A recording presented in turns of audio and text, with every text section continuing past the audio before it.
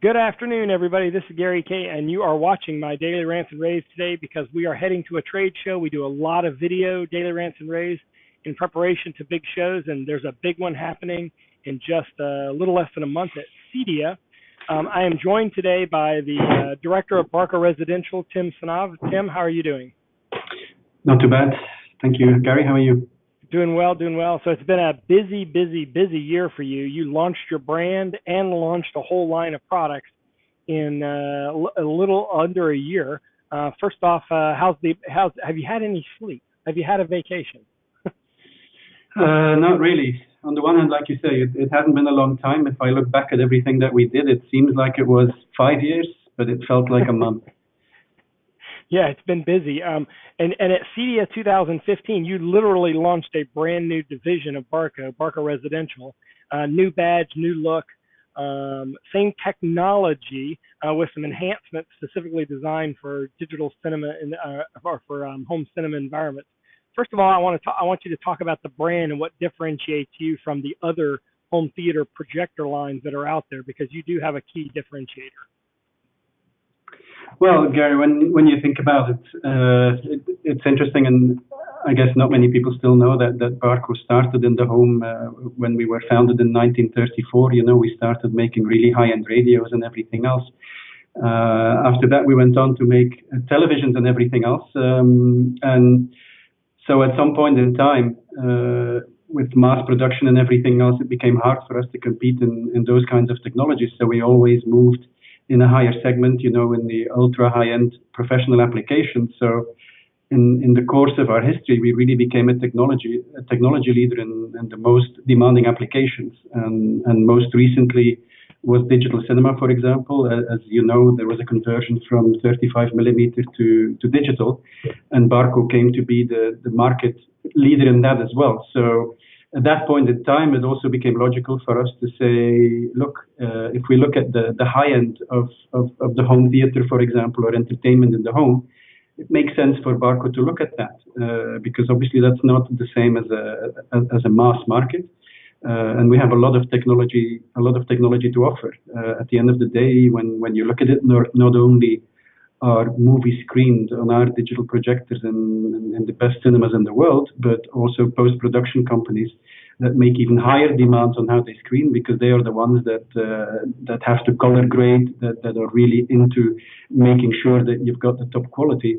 That's also done on Barco projectors. So from that perspective, it made a lot of sense, because we have all the technologies in-house. So I guess that's the first point. Yeah. The second point is, we really build all our projectors from the ground up, and I think that sets us apart from a lot of the other players out there, and also perhaps a lot of the traditional players. I have a lot of respect for what Ronco achieved in the market, for example, but the challenge that they always had was that they were still a relatively small company, and especially as you move into more demanding technologies, it becomes very expensive to develop a projector and build it. You know, not only do you spend a lot of money developing it, but you also need very advanced factories to produce a projector. So there's a high barrier to entry. So when you looked at all these elements, it seemed to me that we were extremely well placed to play a role in this market, perhaps better than anyone else, because of that unique combination of technologies and skills and attention to this market specifically. Yeah, and you do make a good point, because I believe, and correct me if I'm wrong here, so of all the digital cinemas in the world that were all replaced for the most part with DLP projectors, I don't know the percentages, but it's in the range of 90% or greater are DLP-based projectors, 3-chip obviously. Of all of those, does Barco still have the most of all the manufacturers that put products into the digital cinema, replacing the movie theater projectors worldwide, or if not, you're right up there at the top, right? No, I think we're not only there at the top. I think we're quite solidly there at the top, and that's something that it's a lead that we've been extending as well, because we've also been particularly successful in developing markets like China, for example, where there has still been a lot of growth in new cinema screens being built. So I think, in terms of our market leadership in digital cinema at this point in time, it's uncontested.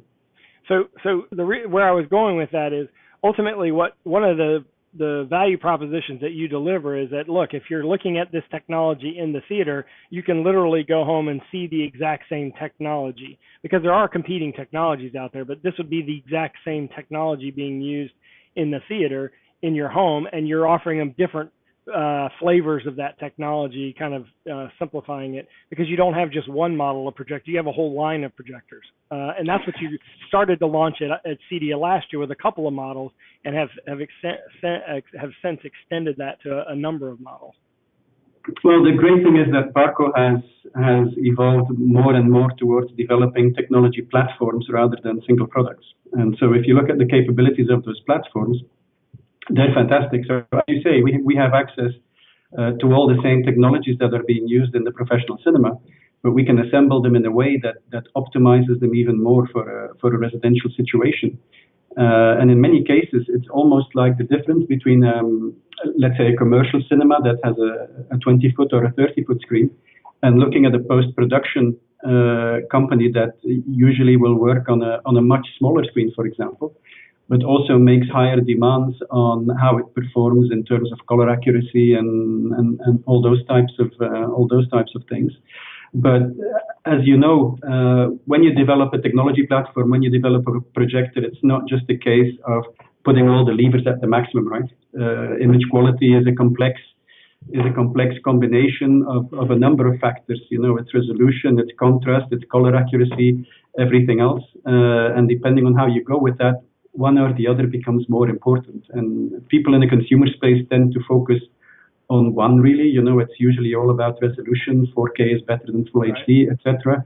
But it's not quite that simple. And so if you take a projector, this is why people sometimes look at a commercial projector and say, hey, it can do 4,000 lumens at a certain price point, for example. But if that's something that's optimized for, let's say, for a meeting room, then the lever for the brightness is put all the way up, but that comes at the expense of color performance and color accuracy. Now, the advantage that we have is that the technology platforms that we develop for these demanding professional applications can do all of those things. So they can provide an extremely high light output while retaining an extremely high quality. But from a residential perspective, the advantage is still we can take those technologies. It's funny in a way because most players in this category try to get more light output, and it's not easy to get more light output. We actually have the luxury of almost throwing light output away. And by throwing away, I mean we can dial the lever of light output down, still have more light output than most other players in the space. But by doing that, we can improve the color accuracy, the contrast, and everything even more. And it also allows us to develop different versions of the product. You'll probably have noticed that we usually have what we call media versions and theater versions of our products. So if you look at a media version, it will have a higher light output than a theater version because it's more optimized towards an environment that has more light. Right. When we have a theater version, it's really optimized for an environment where you say, it's a dedicated home theater. It doesn't have a lot of light, so we can really go all out on the color accuracy and the image quality, because in that environment, you will also notice it. Now, I sometimes hesitate to say that because it sounds like we're making compromises on the media version, but I would still put our media version next to any competitor out there and see how it performs in terms of image quality. So that really gives us a unique position, I find.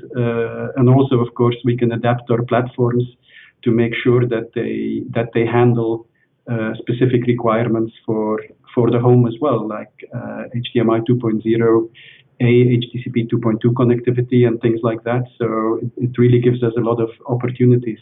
CinemaScope functionality, which is also quite a unique thing to our projectors. So in a way, what we're doing is we're kind of using the same Lego blocks to build different products that are specific to residential. We just have the luxury to have the best Lego box in the world.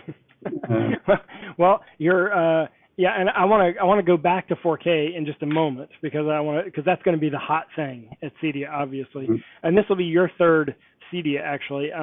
You sort of had a small launch a couple of years ago, big launch last year. You're going to go to CEDIA this year. Last year, your theater demo blew me away. I've been to I don't know, at least 12 to 15, probably 15 to 16 CEDIAs easily, and I've never sat in a demo that was as good as your demo. And it was more than just immersive sound, but it was the video and everything that you presented was just incredible. I hear that you're going to outdo yourself this year, and you partner with some big brands that are going to bring literally you're going to bring what you'd see at the highest end movie theater that you would go to pay money for into CEDIA and show them what you can do in your home. Tell them a little bit about that.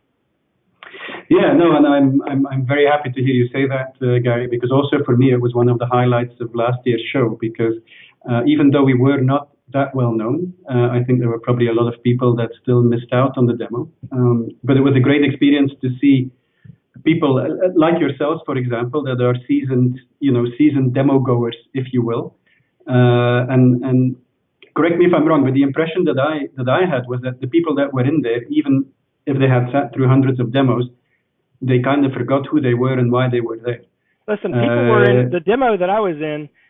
There were a couple of people that I thought I remember very specifically.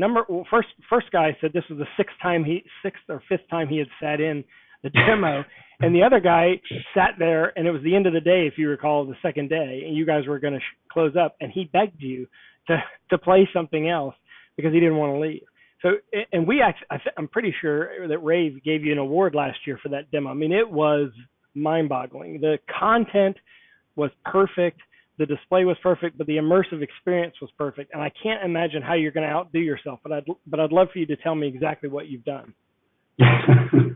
Well, we think we can. Obviously, the downside of getting that kind of effect is what do you do the year after, right? Yeah. So I think we're sticking with 6P laser for the demo. I think it's important to show the maximum that is there, even if it's not what everybody will have in their project. I think it's almost similar like buying a car, right? I mean, if you go to a high-end car dealership, it's fun to drive the top model. Maybe you can't afford it, but at the same time, you also feel like even if I take the model below, I know that the same technology is going into that, right? You know that there's technology that's shared, there's platform that's shared, so you know you're getting the best that your money can buy. But last year it was really, people sometimes talk in cinema about willing suspension of disbelief, and that would be my description of what I saw with people. People turned into kids in a candy store. You forgot you were there to review something, or you forgot you were there to critique something because you were taken up by the experience. And I think you'll also see that we made a lot of efforts in the past year to build partnerships with other people because also sometimes with my team, when we were preparing for the show last year, some people were saying, we're all about the image. As long as the image is fine, we don't need to be, that focused on some of the other stuff because that's not our stuff. Where my opinion is, no, it's about the complete experience. Right? If you give a fantastic experience, then everybody involved in creating that experience benefits. If you don't, then even if your image is perfect, it will be degraded if the audio, for example, is not up to standard. People will not walk away with the same impression about your product as well. Yeah, so I agree. You want an immersive experience, and that what you just said is key. And I'll give you an example. For example, over the years, we've seen screen manufacturers do demos at CEDIA where the screen was the focus, of course, because they're screen manufacturers, but then the audio was not that good, or the seating location, it was uncomfortable, not that good, or the projection was not. We've seen projector manufacturers do demos without audio, and yes, it looks awesome. I remember one time TI did a demo of 3D, showing a 3D scene of the opening of the original Star Wars in 3D. They were showing how you could just blow people away with that, which never came out, by the way, but they showed it in a demo, and it looked amazing, no audio. So it was I remember visually looking at that 3D, but it was not an immersive experience. And so yeah, you prepared a complete immersive experience last year. So who are the partners? Like you said that you've partnered with these companies. Who are these other companies that Barco is asked to join them to build this ultimate experience? Yeah, if we look at the audio system, for example, is Steinway Lingdorf. So Steinway Lingdorf is providing a fantastic audio system. The screen is a Stewart Film Screen Director's Choice. So fantastic screen with four-way masking, which is also part of the experience. Yeah, that's a key. That's a key because when you're talking about the high-end theaters that you're doing, they want to watch it in the native resolution that it was shot, and they don't want to squeeze it down. They don't want to cut off anything. So that screen was a great pick. Exactly, and just about every aspect of the theater will be better than last year. Even the design of the theater itself, the seating and everything. It's also interesting, to be honest, Gary, that, you know, having blown everybody away last year, and I'm exaggerating a little bit to make a point, but last year we had to almost beg people to collaborate with us on this. Yeah. And this year that is a much easier experience than last year. So I think, you know, people saw what we did last year, and they want to be involved in that. And it's hard for them to build a demo experience where they can actually immerse. You know, the immersion experience in a system as high end as this is a key element. So you have Steinway, you have Steinway Lindorf, you have Stewart, and then who's your seating and who are other companies that you're partnering with? Well, the seating and everything else, to be honest, I don't know the branding. It's basically our booth partner, the Sophia Design Group, that has taken care of all of that. So I was in the luxurious position of choosing colors and finishings and floorings and all that kind of thing, which I love to do. So that's nice as well. But you know, the other big part is the content. You know, often people focus on the latest movies, and obviously last year we had Star Wars that was coming out, of course. Big difference between Star Trek and Star Wars. Huge difference. But we were lucky with the timing, of course, of that, because you know that's going to be an amazing experience, especially when you see it like that. But I'm also a firm believer that most of the time it's not necessarily about the stuff that's newest or the stuff that's about to come out. You know, you don't have a Star Wars quality movie coming out every week, every month, or every year, for that matter. So I'm also a strong believer that it's about seeing some of the content that you may have known for a long time or may have loved for a long time, but seeing it like you've never seen it before, because that's going to create an emotional experience. Now, getting that kind of content is not easy, of course, but we're doing our best to get some amazing content to the show as well that should provide people with some emotional experiences, hopefully. Can they pre-register, or do they need to show up and get a ticket early, or what's the plan? They do, yes. See, the thing is, the show it's 3 days, but it's only 3 days, so there's only so many sessions. Last year we worked with pre-registration as well. This year we're being a little more sophisticated and a little more efficient on that. So we're also sending out invites to register for the show and register for the demo more specifically. Anybody that's listening and that's interested and that hasn't received their invite yet, because it's coming in waves as well, can contact us at residential@barco.com. And we can direct them to the registration page where they can choose a specific session. And we have all this information now on our website. By the time you watch this, it'll be on our website at ravepubs.com, where you can go to register and get all that information at residential@barco.com. But last thing, obviously the big push for the whole industry has been towards 4K, and not just for image quality, for the obvious resolution image quality issues, but HDR. This is a big issue in the world of 4K, because it gives us the ability to do, as you're using a laser projector intentionally because you want to get that colorimetry that you can't get with most of the other projection technologies on the market today. And in fact, even the digital cinema market, the majority of those theaters are wanting to switch to laser, and they're promoting it when they have laser because it is so new. How are you addressing that? Because you mentioned all the other specs that you have in 4K. What about HDR? Well, HDR, we consider HDR to be important, of course. So when you look at our development, that's going to be part of our products. It's a little bit dynamic still in terms of what version and what's the standard and everything else. Yeah. But in the way we design our products, we can deal with the different flavors. Because you're using laser technology, so you're going to get the full gamut of color. HDR will be easy for you, and so. Yeah, exactly. Even last year without HDR, I remember someone saying one of the comments on the AVS forum at the time about the demo was, who cares about HDR if you're projecting daylight, which I thought was quite interesting. But obviously, we consider HDR to be important. We'll also have our new Alchemy server, a pre-release version of a new Alchemy server at the show, which also supports not only HDMI 2.0A and HDCP 2.2, which is quite unique for a projector that also is fully DCI compliant.